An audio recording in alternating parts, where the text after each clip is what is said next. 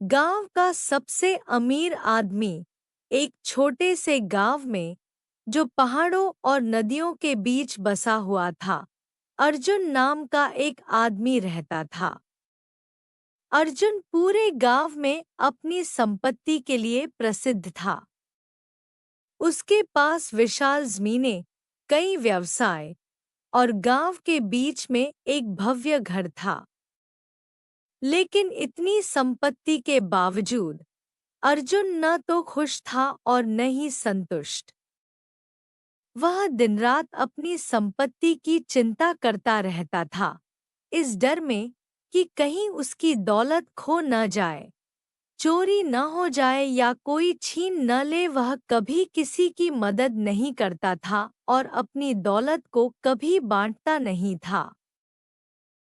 उसी गांव में रामू नाम का एक गरीब आदमी भी रहता था। रामू के पास नाममात्र की चीजें थीं, बस एक छोटा सा खेत जहां वह सब्जियां उगाता था और एक साधारण सी झोपड़ी जिसमें वह रहता था। लेकिन अर्जुन के विपरीत, रामू हमेशा खुश और संतुष्ट रहता था। वह पूरे गांव में अपने दयालु स्वभाव और उदारता के लिए जाना जाता था। रामू हमेशा दूसरों की मदद करने के लिए तैयार रहता था, चाहे उसके पास कितना भी कम क्यों न हो। एक दिन एक समझदार बूढ़ा आदमी गांव से गुजरा। अर्जुन की विशाल संपत्ति और उसकी बढ़ती चिंताओं के बारे में सुनकर उसने अर्जुन से मिलने का फैसला किया। अर्जुन ने उस बुद्धिमान आदमी का स्वागत किया, यह सोचकर कि वह अपनी संपत्ति की रक्षा और उसे बढ़ाने के कुछ उपाय जान सकेगा। बूढ़े आदमी ने अर्जुन से पूछा, तुम इतने परेशान क्यों दिख रहे हो, मेरे दोस्त? अगली सुबह बूढ़ा आदमी अर्जुन को रामू के साधारण घर ले गया। वे वहां पहुंचे जब रामू सादा नाश्ता, रोटी और ताज़ी सब्जियां तैयार कर रहा था। रामू ने उनका गर्मजोशी से स्वागत किया और उन्हें भोजन के लिए आमंत्रित किया। अर्जुन ने अपने भव्य भोजनों के बारे में सोचते हुए पहले तो हिचकिचाया, लेकिन बाद में उसने विनम्रता से भोजन स्वीकार कर लिया। भोजन करते समय रामू ने अपने दिन की योजनाओं, फसलों और मिलने वाले लोगों के बारे में उत्साह से बात की। उसने छोटे-छोटे चीजों के लिए आभार व्यक्त किया, एक धूप वाला दिन, अच्छी सेहत और दोस्तों का साथ। अर्जुन ने आश्चर्य से देखा कि रामू, जिसके पास इतना कम था, फिर भी वह इतना संतुष्ट और चिंता मुक्त था।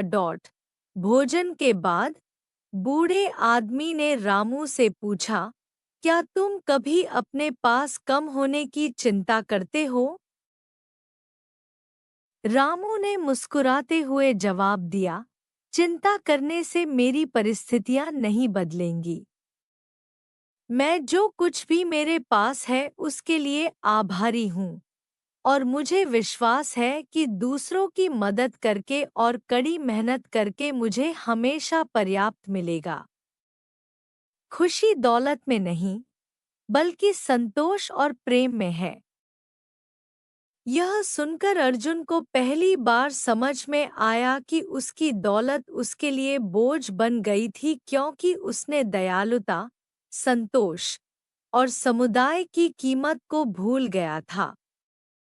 उसने खुद को अपनी दौलत के साथ अलग कर लिया था और इसी वजह से उसने जीवन के असली खजाने, शांति, खुशी और दूसरों से जुड़ाव खो दिए थे।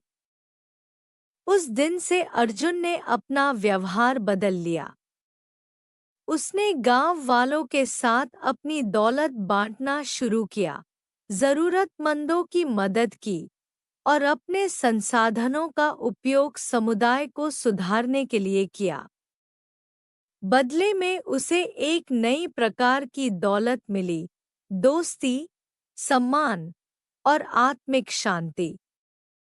वे चिंताएं जो कभी उसे सताती थीं, अब दूर हो गईं और वह रात को चैन से सोने लगा, यह जानकर कि उसकी दौलत अब दूसरों के लिए अच्छाई का स्रोत बन गई है।